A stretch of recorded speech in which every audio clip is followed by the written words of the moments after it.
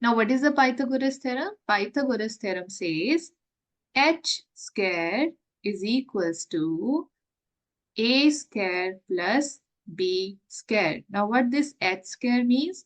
H is hypotenuse. And which one is a hypotenuse? Any side which is just in front of a 90-degree angle is the hypotenuse.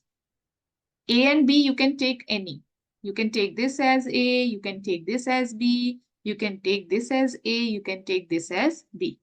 So since I have already written the formula, now we have to apply the formula. So let's take h square, that means x square is equals to A 4 square, B 3 square.